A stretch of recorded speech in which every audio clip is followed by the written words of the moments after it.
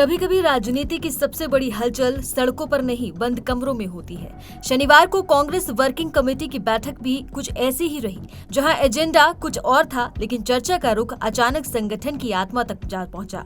बैठक की शुरुआत होते ही राज्यसभा सांसद दिग्विजय सिंह ने ऐसा सवाल उठा दिया जिसने कमरे का तापमान बदल दिया। क्या कांग्रेस भीतर से उतनी मजबूत है जितनी बाहर से दिखने की कोशिश करती है? दिग्विजय सिंह ने साफ शब्दों में कहा कि पार्टी विरोध और आंदोलन की बात तो करती है, लेकिन जमीन पर उसे खड़ा करने वाला संगठन कमजोर पड़ रहा है। उनका इशारा उन चेहरों की ओर था जो पार्टी के भीतर रहकर भी पूरी तरह से उसके साथ नहीं है। उन्होंने कहा कि ऐसे स्लीपर सेल मौजूद हैं जिन्हें पहचानना और बेनकाब करना वक्त की जरूरत है। उनके इस बयान ने न सिर्फ बैठक में खलबली मचाई, बल्कि राजनीतिक गलियारों में भी नई बहस छोड़ दी है। उन्होंने तुलना करते हुए कहा कि बीजेपी और आरएसएस की ताकत सिर्फ सत्ता में नहीं, बल्कि उनके संगठनात्मक ढांचे में छुपी है। उनका तर्क था कि जब तक कांग्रेस अपने जमीनी नेटवर्क को मजबूत नहीं करेगी, तब तक सत्ताधारी पार्टी को चुनौती देना बेहद ही मुश्किल होगा। उनके शब्दों में चिंता भी थी और चेतावनी भी। बिना मजबूत संगठन के सत्ता की लड़ाई सिर्फ नारों तक सिमट जाती है। देखिए, बात यही है, कांग्रेस पार्टी जो है मूल रूप से एक ये मूवमेंट की पार्टी है।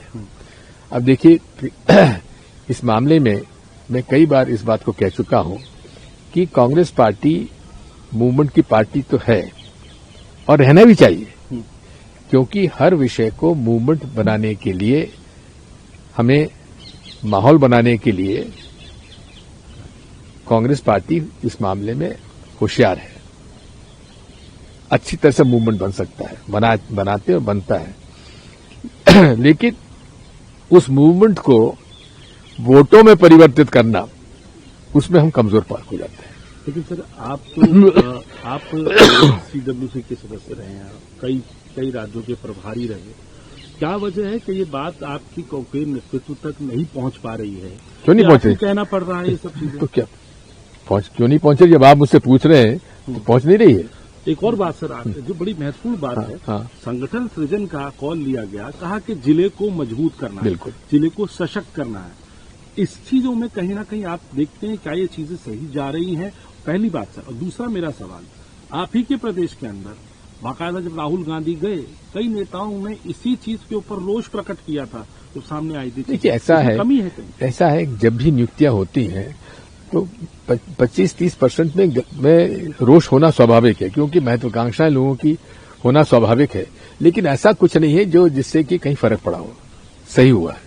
संगठन सृजन को और मजबूत करने की, निचले तक ले जाने की जरूरत है। बिल्कुल नीचे, कब बनेगा? बिल्कुल। देखिए, बात यही है, हमें जब तक हमारा संगठन बूथ तक और मोहल्ले तक, गांव तक नहीं पहुंचेगा, तब तक हम संतुष्ट नहीं होंगे।